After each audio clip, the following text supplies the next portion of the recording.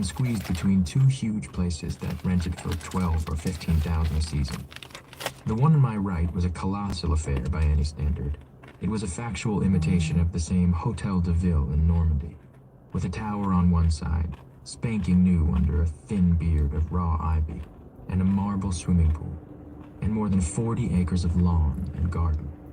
It was Gatsby's mansion.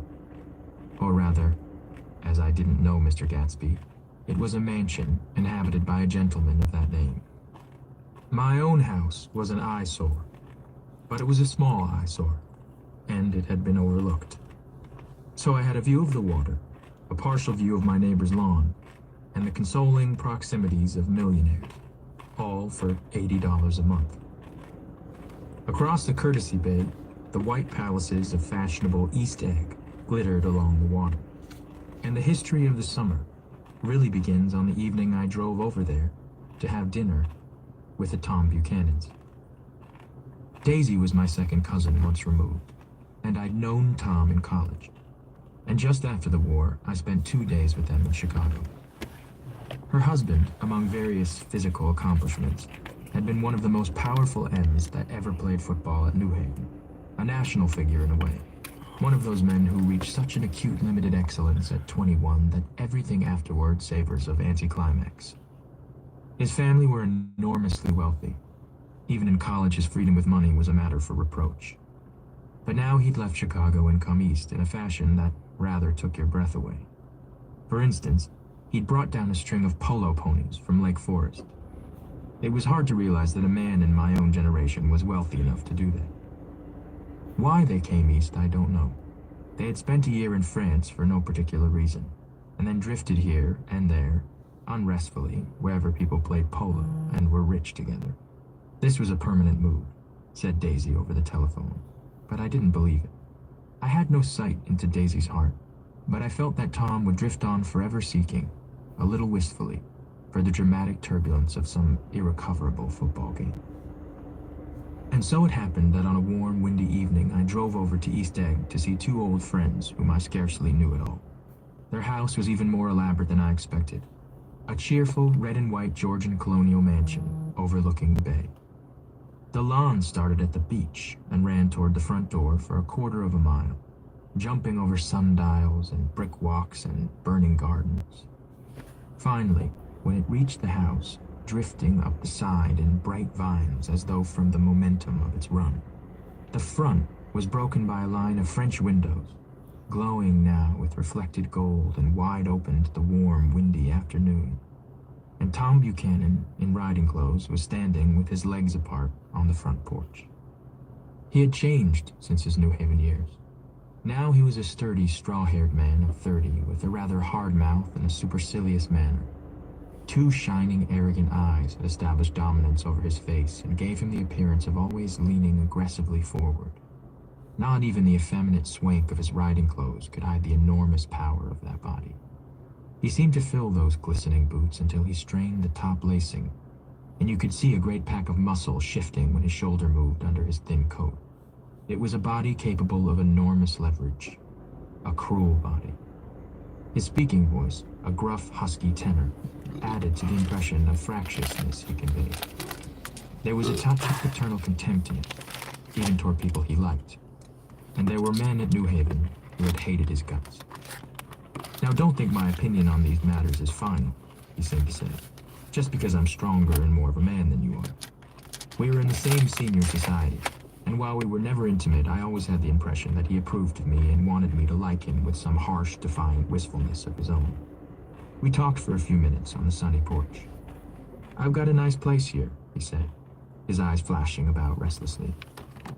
Turning me around by one arm, he moved a broad, flat hand along the front vista, including in its sweep a sunken Italian garden, a half-acre of deep, pungent roses, and a snub-nosed motorboat that bumped the tide offshore.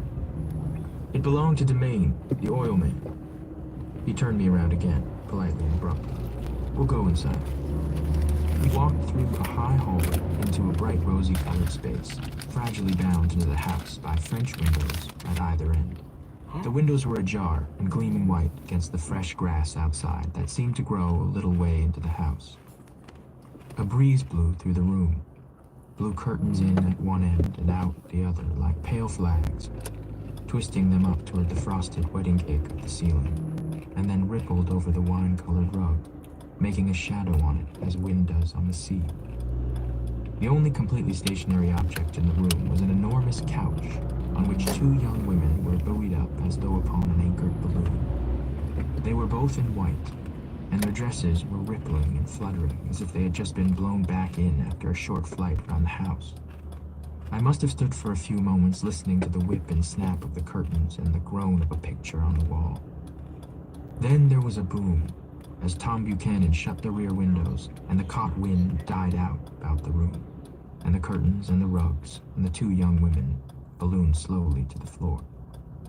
The younger of the two was a stranger to me.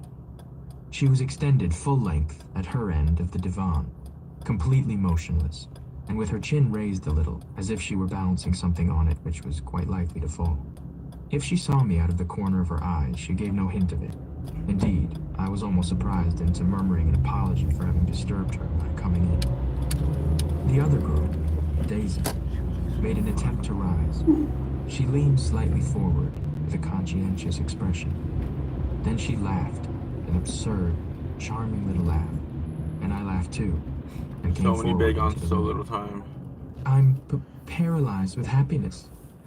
She laughed again, as if she said something very witty, and held my hand for a moment, looking Do you up want to into go my straight face, or do you want to go right? promising that there was no one in the world she so much wanted to see. That was a way she had. She hinted in a murmur that the surname of the balancing girl was Baker. I've heard it said that Daisy's murmur was only to make people lean toward her, an irrelevant criticism that made it no less charming. At any rate, Miss Baker's lips fluttered. She nodded at me, almost imperceptibly, and then quickly tipped her head back again. The object she was balancing had obviously tottered a little and given her something of a fright. Again, a sort of apology arose to my lips. Almost any exhibition of complete self-sufficiency draws a stunned tribute from me. I looked back at my cousin, who began to ask me questions in her low, thrilling voice. There you go. It was the kind of voice that the ear follows up and down, as if each speech is an arrangement of notes that will never Oh be my played. goodness, look at this. Her face was sad and lovely, with bright things in it, bright eyes, bright, passionate mouth. But there was an excitement in her voice that men who had cared for her found difficult to forget. A singing compulsion, a whispered listen, a promise that she had done gay, exciting things just a while since, and that there were gay, exciting things hovering in the next hour. I told her how I had stopped off in Chicago for a day on my way east, and how a dozen people had sent their love through me. "Do they miss me?" she cried ecstatically. "The whole town is desolate. All the cars have the left rear wheel painted black as a mourning wreath, and there's a persistent wail all night along the North Shore. How gorgeous. Let's go back, Tom. Tomorrow." Shiny, Then she added irreverently, "You ought to see the baby." "I'd like to." "She's Another asleep. shiny, She's 3 722. years old. Shiny is Haven't you back ever to seen back. her?" "Never." "Well, you ought to see her. She's..." Tom Buchanan, who had been hovering restlessly about the room, stopped and rested his hand on my shoulder. "What you doing, Nick?" "I'm a bondman." "Who with?" I told him. "Never heard of them," he remarked decisively. This annoyed me. "You will," I answered shortly. "You will if you stay in the East." "Oh, I'll stay in the East, don't you worry," he said, glancing at Daisy and then back at me, as if he were alert for something more. "I'd be a goddamn fool to live anywhere else." At this point, Miss Baker said, "Absolutely," with such suddenness that I started. Another It was the shiny. first word Oh, she had maybe I uttered didn't since catch I the first came into the shiny. room.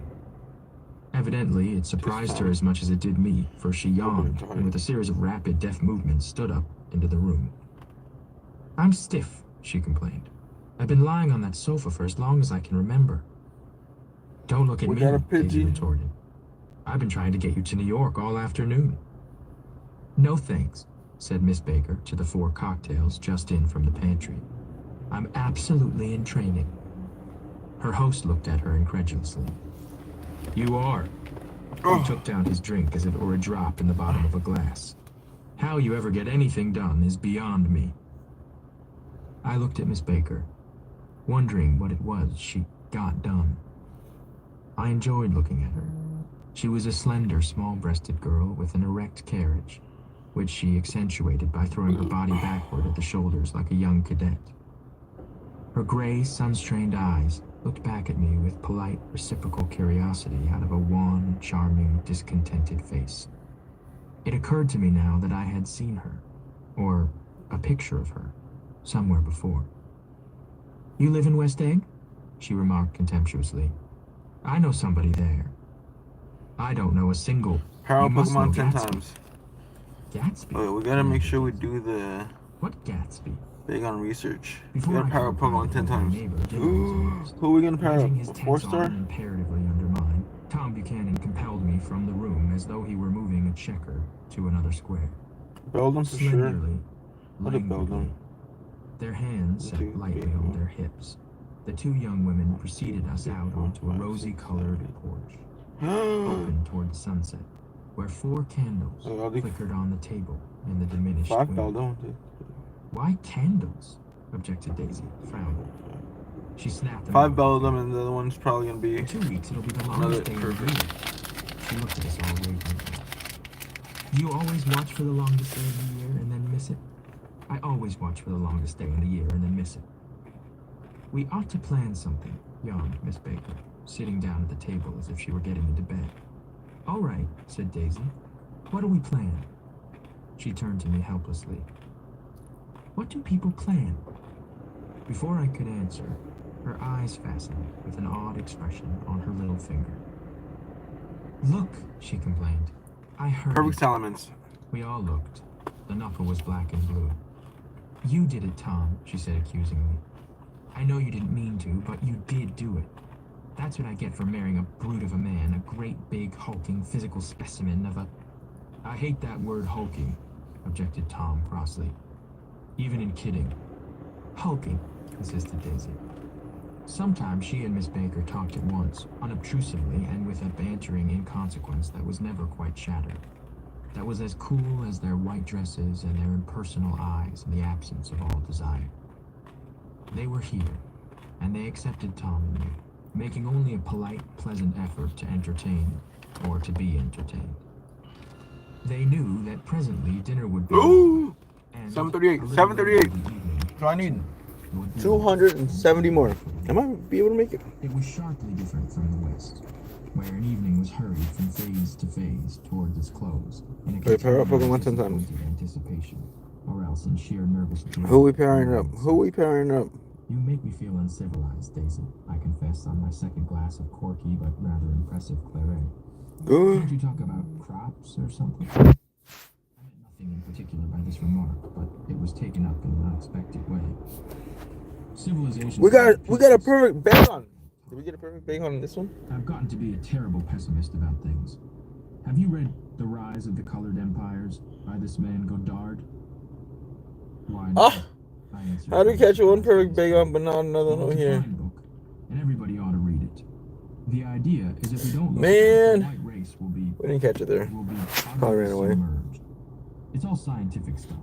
It's been proved. Tom is getting very profound, said Daisy.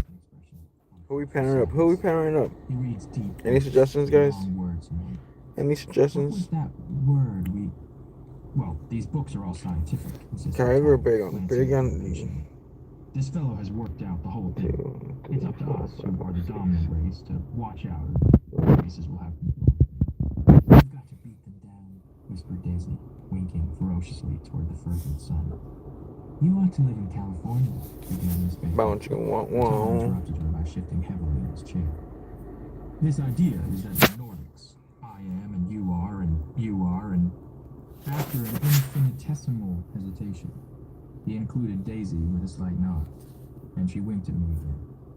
And we've produced all the things that go to make civilization. Oh, science and art and all that. Do you see? There was something pathetic in his concentration, as if his complacency, more acute than it was not enough to him. When, almost immediately, the telephone rang inside and the butler left the porch, Daisy seized upon the momentary interruption and leaned toward him. tell you a family secret, she whispered enthusiastically. It's about the butler's nose. You want to hear about the butler's nose? That's why I came over to you. Well, he wasn't always a butler. He used to be the silver polisher for some people in New York that had a silver service for 200 people. He had to polish it from morning till night until finally it began to affect his nose. Things went from bad to worse, suggested Miss Baker. Yes, Bro, we're going things through went from it bad before to I worse. kidding about it. Had to give up.